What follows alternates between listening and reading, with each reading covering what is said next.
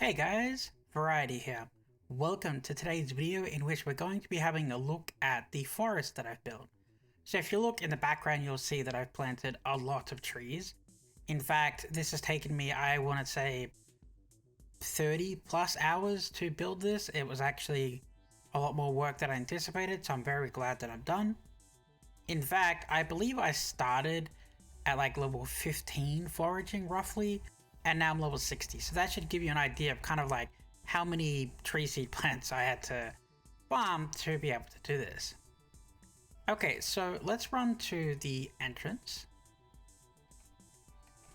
So this is the entrance for the forest, so let's go in. So I've cut the forest up into kind of different sections. The section at the start is more light-hearted, more friendly, safe kind of area.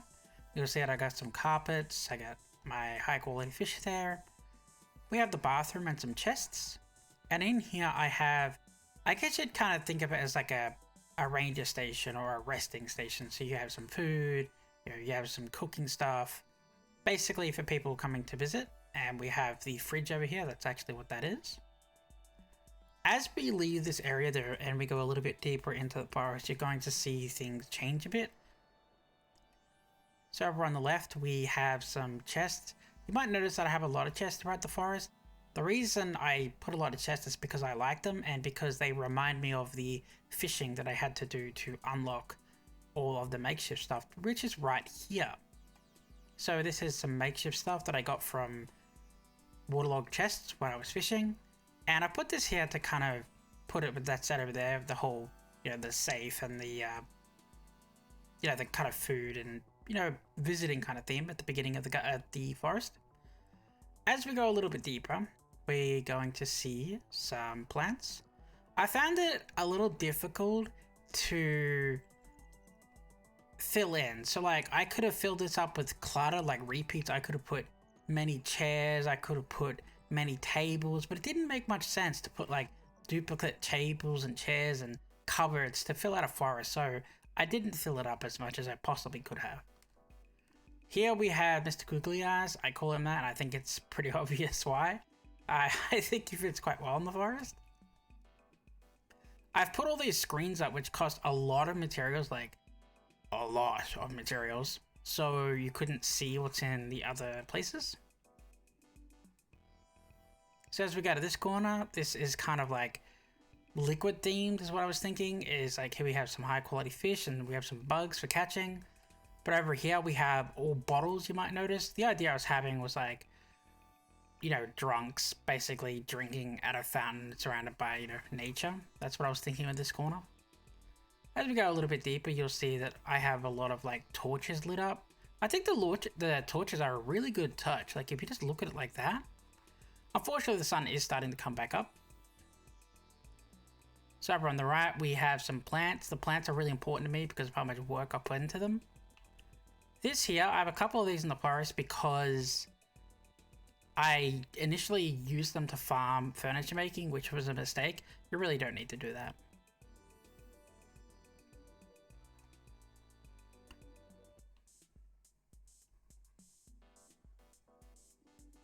Okay, as we come around the next corner, you'll see a little fountain, a little chest, and some plants. I just wanted to leave a kind of a free area. I don't want to clutter all my constructs. I understand that if you build a small room or like a small forest and you put 1,000,001 items in there, you can make it look good, like really good, because you cluttered it. But it seems that most people clutter, so I'm trying to stay away from that.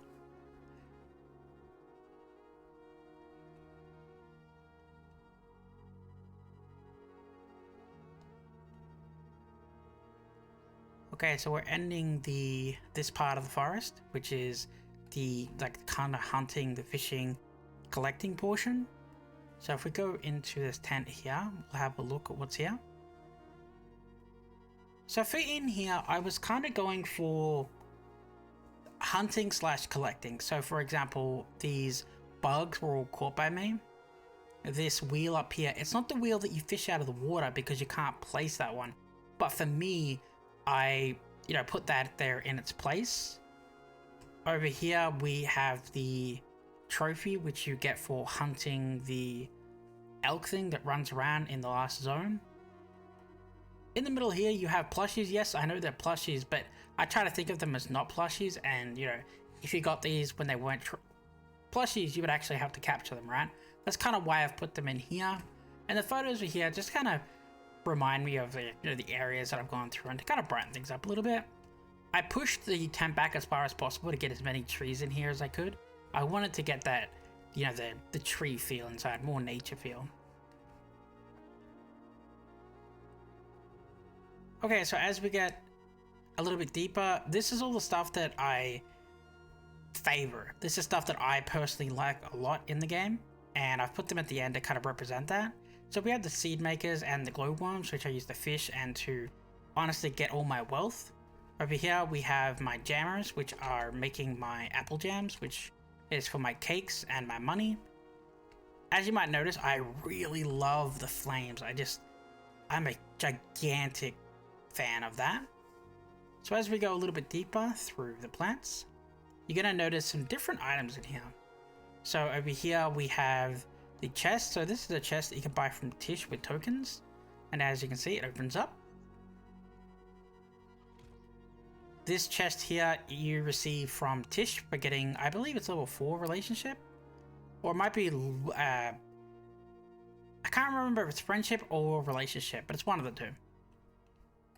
So over here we have some more of these chests. I use these chests because they remind me of farming and I like them a lot. Here I have the dragon, which you see in a lot of videos because I'm just a big fan of him. I really wish he was bigger. Over here we have my accomplishments. So the brown trophies I believe are level 10, silver are level 20, and I believe the gold are level 50.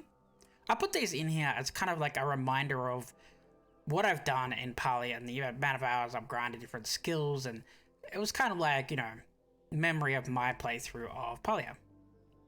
Here we have some gold ones. As you can see, they are just the same but slightly different color. Over here we have a table of some different cooked food that I created and some that I obtained.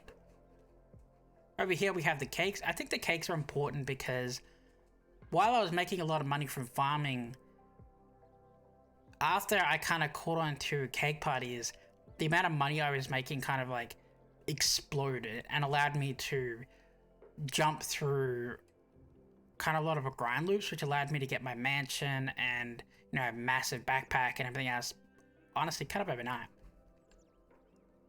So here's the mining accomplishment. I struggled with mining until I found my route. After that was pretty easy, but before then finding Palia was very difficult. So over here we have the bed, which I got from the waterlogged chest. This is probably one of my favorite items because I got it when I was recording and I got it through RNG, so I'm really, really happy with this item. Speaking of RNG, we also got these two little plushies, this one over here and this one over here. I'm told that they have a bit of lore behind them, which I'm unaware of at this point, but I do intend to go and find out. So this here, a little bit in the grass, I apologize. It's from the farmer, from Badroom. It's one of the things you could buy with the tokens. So now that it is reaching morning time, we are reaching the middle of the forest. So this is what I built the forest around. So my favorite set in the game right now is the kind of witchy themed stuff, which you may notice. So I actually put a lot of effort into this. So what I did is I put some comfortable stuff around and I put a lot of candles, which was very expensive to make. But if you look at the carpets, now I don't fully know if the full yellow symbol represents the sun or if it represents the moon. I assume it represents the moon. So I've put this carpet here in front of this little altar to represent praying at this altar at daytime, as you can see with the icon on the ground. The statue over here, I represented that you pray to it in the evening by going up to it and sitting down. I'm a big fan of the statue and the flames. I wish I had more particle effect items. I think that would be really awesome.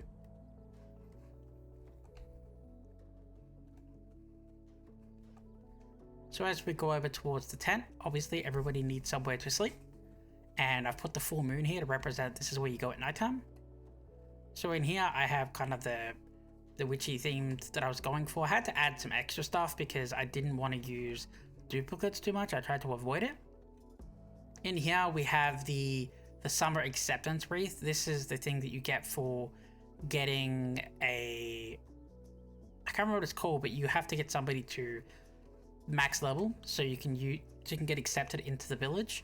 It was actually quite painful to get, but at that point, that's kind of the end of the current quest lines in Palia. Over here, we some extra reading, toilet. So if we come out here, we have the wardrobe and we have the bath for getting changed your clothes and for getting clean. And you might notice here that I've got the morning symbol down here. So there is, something you can do for every time of the day. So I want to talk about thoughts on the gardens, on the forest. So I think I did pretty good. I'm really happy with what I accomplished, but I definitely come across a lot of issues. For example, these barriers, these were very expensive, but I had to put them up because there was no way to block the vision looking through the trees, no matter what you put there. So that barriers cost me a lot of time.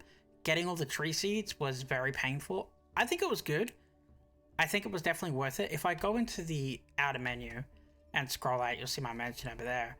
But you can see that I've had to use multiple layers of trees around the outside, and I tried to use this to block vision, but it turns out I just couldn't do it, no matter what I did. So I ended up having to use the barriers, but then I had to put more trees down so the barriers didn't look like a forest of barriers, right? So it was a lot of struggling to get everything in place. Unfortunately, I started to have some performance issues too towards the end when I was sticking down so many elements. So I did actually pick some of them back up, and it made the forest feel a little bit more sparse. But if I kept putting more items in here, I would have had to take all my items out of the mansion, which, kind of kills the purpose of having both. Overall, I think I did really well with the theme, and I'm really happy with it. I wish I had some more items, like some more types of like candles and more flame effects, more particles, and just different types of statues and stuff like that. But I worked with what I had without using too many duplicates. I hope you liked this forest because it was a lot of work. Thanks for watching, guys.